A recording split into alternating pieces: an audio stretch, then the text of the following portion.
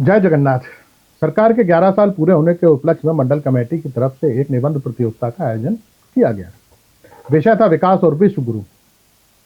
यूं तो मंडल कमेटी की तरफ से और भी कई तरह के आयोजन हुए थे, पर निबंध प्रतियोगिता का खास महत्व इसलिए है क्योंकि इससे पार्टी को कुछ नए विचारवान नेता मिल जाते हैं। आपने पिछले दिनों युवाओं से राजनीति में आने का आह्वान किया। मंडल अध्यक्ष सरदार जंडेल सिंह उससे काफी प्रभावित हुए। प्रतियोगिता में पार्टी कार्यकर्ताओं के बच्चों को ही शामिल किया गया, जिससे परिवारवाद का आरोप लगने पर कहा जा सके कि वे अपनी योग्यता के आधार पर आगे बढ़ रहे हैं। प्रतियोगिता में कल्लू कसाई के बेटे छोटू पहलवान को विजयी घोषित किया गया। उसका लिखा निबंध आपको भेज रहा हूं। विकास क्या है, इसे दो तरीके से समझा जा सकता है। एक देश का विकास, दूसरा खुद का विकास।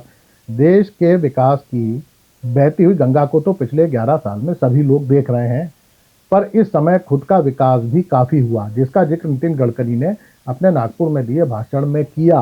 उन्होंने कहा कि देश का सारा पैसा कुछ लोगों के हाथों में जमा हो रहा है।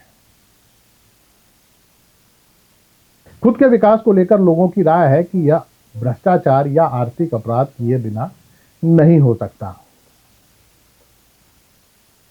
सरकारों की भूमिका इसमें महत्वपूर्ण हो जाती है। देश का विकास और व्यक्तिगत विकास एक दूसरे के पूरक हैं, मतलब एक ना हो तो दूसरा हो ही नहीं सकता। माना जा सकता है कि व्यक्तिगत विकास के लिए देश का विकास जरूरी है। जिस तरह विद्वानों में अभी तक इस बात को लेकर एक राय नहीं बन पाई है कि पहले मुर्गी आई या अंडा, उसी तरीके से इस बात को लेकर भी संशय है कि पहले भ्रष्टाचार का विकास हुआ या देश का।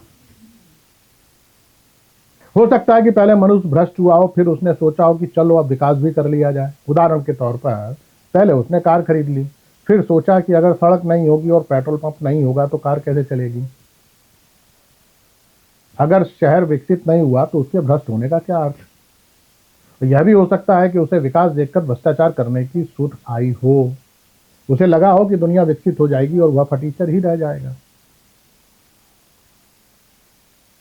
विकास की एक महत्वपूर्ण कड़ी है अधिकारी वर्ग।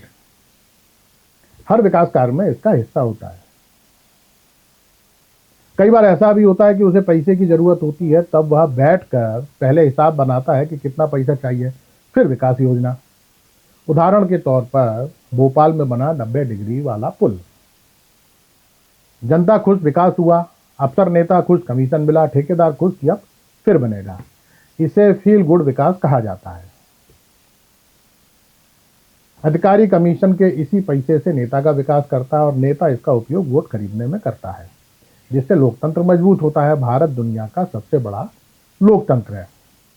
यह एक चक्र है। जैसे समुद्र का पानी भाप बनकर बादल बनता है और बादल बरसकर उसे पानी बनाकर लोगों तक पहुंचाते हैं, विकास की अवधारणा भी ऐसी ही है। अक्सर नेता अपने कार्यकर्ताओं से अधिक अधिकारियों की सुनते हैं। व्यक्तिगत विकास में पूंजीपति नामक प्राणी भी महत्वपूर्ण भूमिका में होता है, जो आदिकाल से चला आ रहा है। जब राजतंत्र था तब भी व्यवस्था को भ्रष्ट करने में इसी प्रजाति की भूमिका थी, आज भी है। हमें नहीं भूलना चाहिए कि अंग्रेज इस देश में व्यापारी बन के आए और सारे राजा दरबारी उनके सामने झुक गए।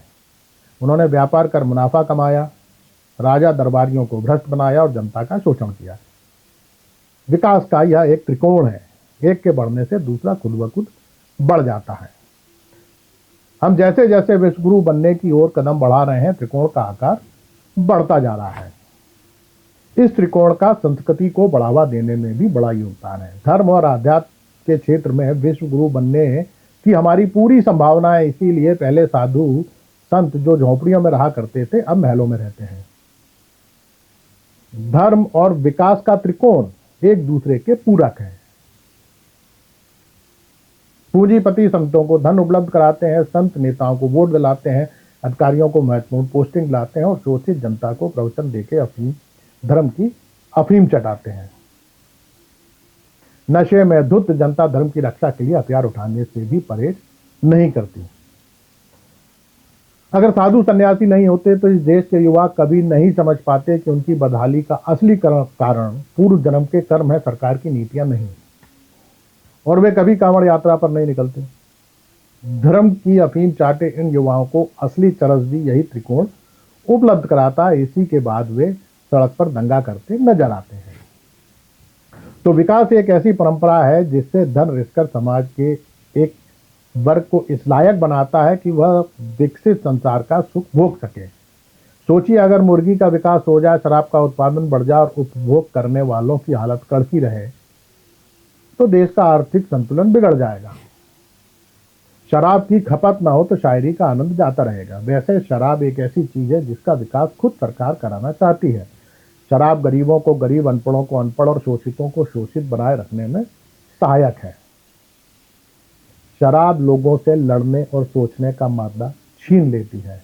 विकास का त्रिकोण यही तो चाहता है। शेष कुशल आपका भक्त शिवदास।